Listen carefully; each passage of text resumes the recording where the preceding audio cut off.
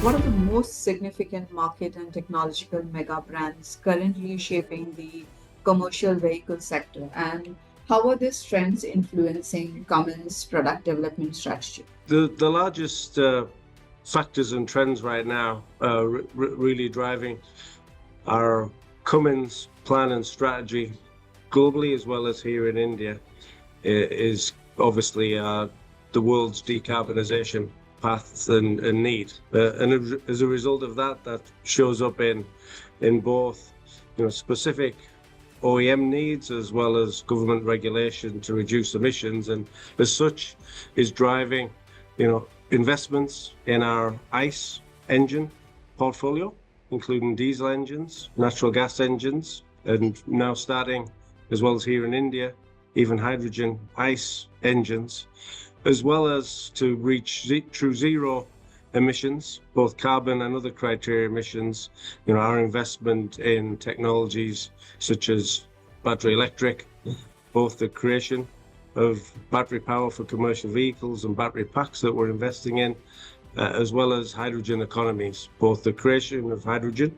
Like in Cummins, we've already invested in electrolyzer technology to actually create hydrogen fuel, as well as then hydrogen fuel sources for our customers, such as hydrogen ICE engine solutions and hydrogen fuel cell solutions. So as a result, we have a very broad portfolio of investment in Cummins after 105 years of history. In the last 5 years, much broader than the prior 100 years, I would say. How are the evolving emission regulations, which are globally, particularly in key markets like India and Europe, impacting the development of this powertrain solutions, especially the challenges and opportunities which are presented by these stricter emission standards? Globally and also here in India, the exciting opportunity for us is that regulation drives industry, and the need for emissions reduction is much based on governments creating and adopting regulations. And in the remainder of this decade, even for our primary diesel power units, the regulations in the US, in Europe, here in India, and China all look set to vastly reduce the criteria emissions of our diesel engines today, as well as drive the next level of improvements from a customer as well as market or even OEM perspective in terms of carbon reductions, whether regulated or not.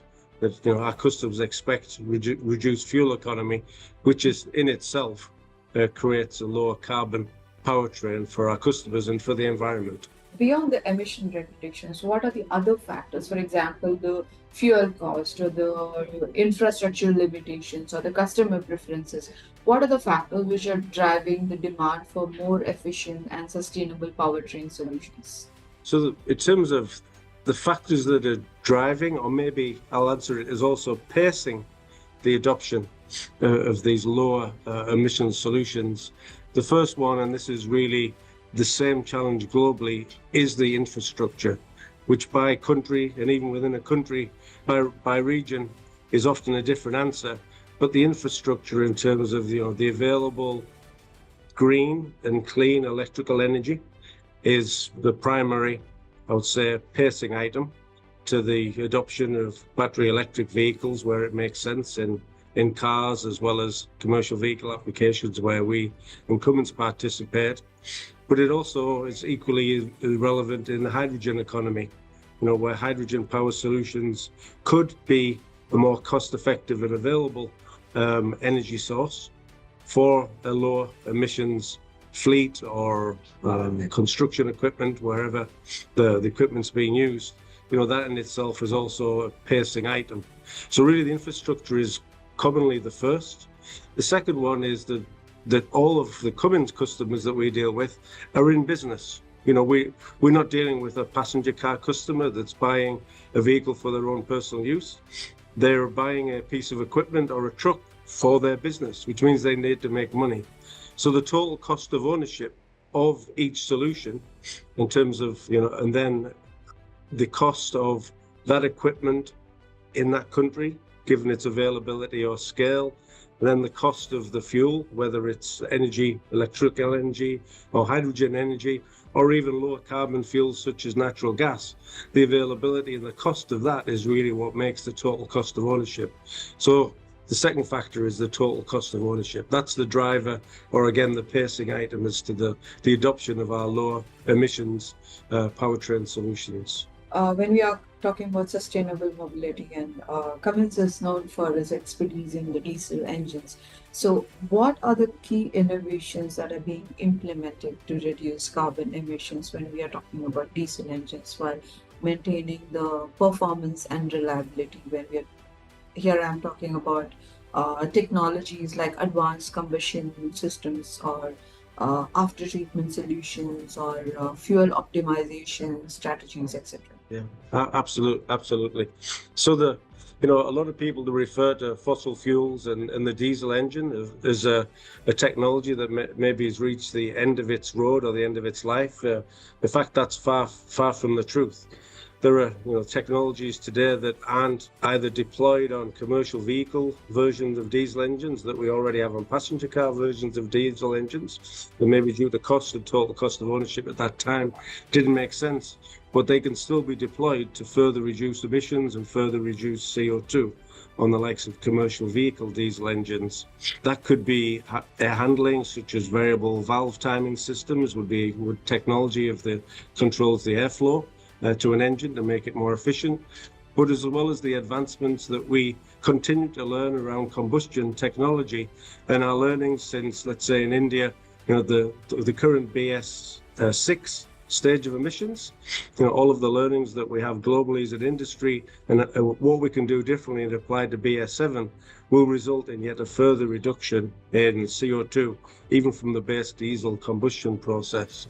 But overall, I would say the larger entitlement is in the powertrain and how we, in partnership with our OEM customers that manufacture and design vehicles, enable a whole powertrain solution from the engine through powertrain to the wheels of the vehicle that actually result in even a larger fuel economy saving and thus CO2 reduction at a powertrain level.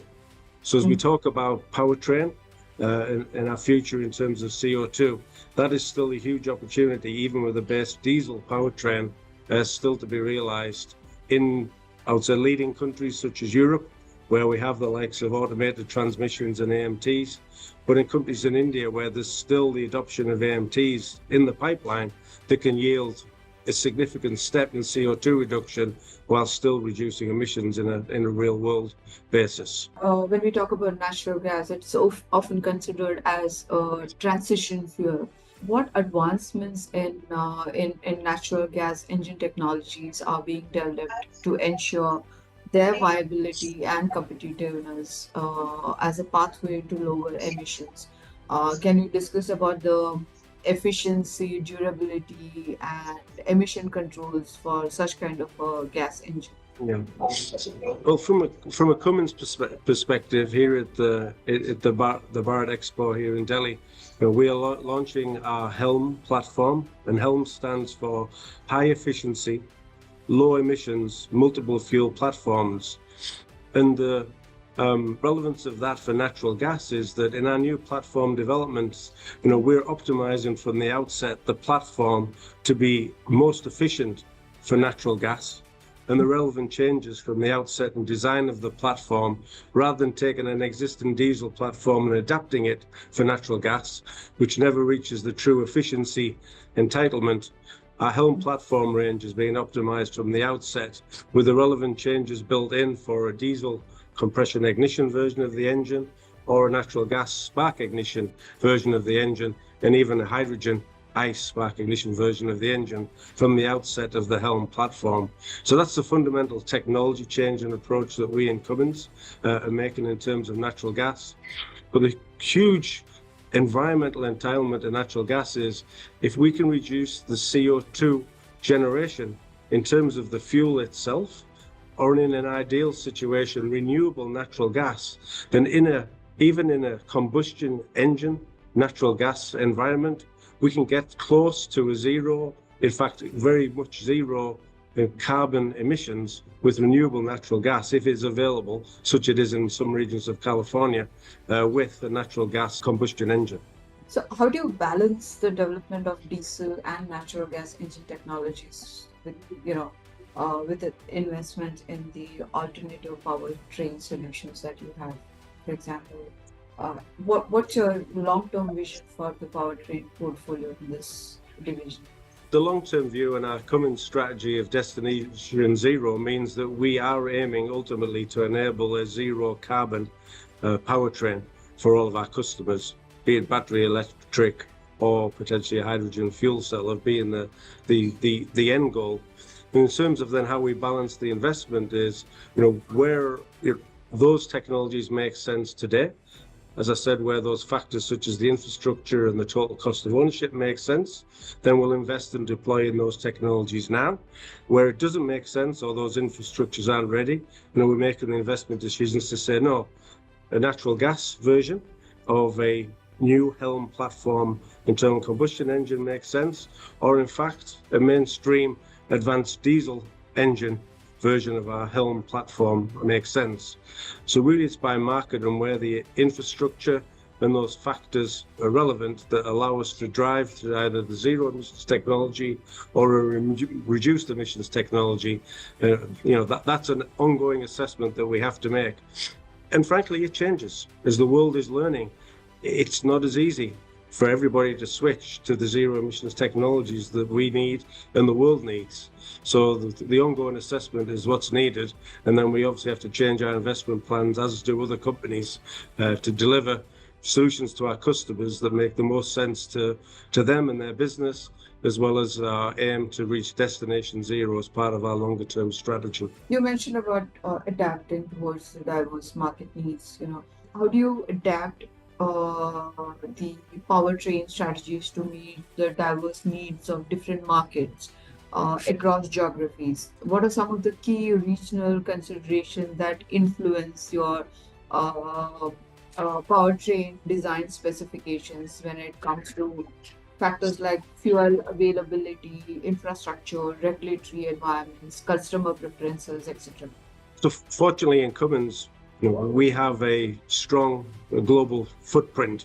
And with that strong global footprint of both development centers, marketing analysts in regions, manufacturing in regions around the world, we have a strong, broad and deep understanding of some of the factors for markets, customer needs, and then some of the barriers, or let's just say specific dynamics in a country that make things more difficult or more easier to deploy and invest in some of these technologies in one place versus another. And probably cost and scale are the factors that really play out differently, at least for a company like Cummins and other companies as well, is where we have a large scale in a certain market, that clearly makes it easier to reach a lower cost. And where we don't have that, we look to find commonality between regions to build scale between regions, again, ultimately to realize a cost which can be acceptable to our customers for their total cost of ownership and for them to deploy a technology that we can invest in. So where we have scale, we build on that. Where we don't have scale, we look across regions to try and build scale across different areas of the world. And in Cummins, we have that privilege and opportunity to look broadly to understand that, and that's one of the strengths that we Cummins bring to our customers.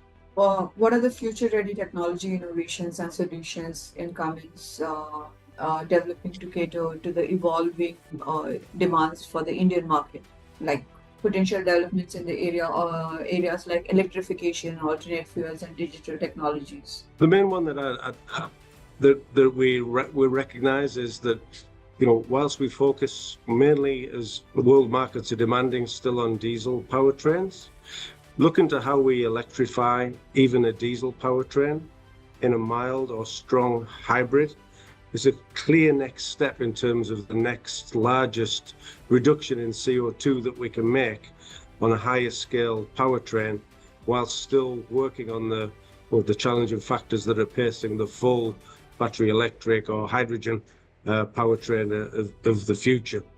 So the technologies that we're looking at and the industry are looking at is, hey, how do we start to identify and prioritize which hybrid technologies make sense for commercial vehicles, makes sense for construction equipment, much like they've done in passenger car over the last five to 10 years. So as the next step in terms of technologies, which hybrid technologies is the next logical step for the industry in terms of the journey to reduce CO2 to reach our destination zero. So are you looking at some key partnerships or collaborations that Cummins have established or plans to establish in India to support your growth plan or innovation efforts? I'll answer that without giving any specifics, not to break any confidentialities, but that is how we believe, we and our OEM partner customers can be successful is always to look for partnerships. So the basic answer to your question is yes.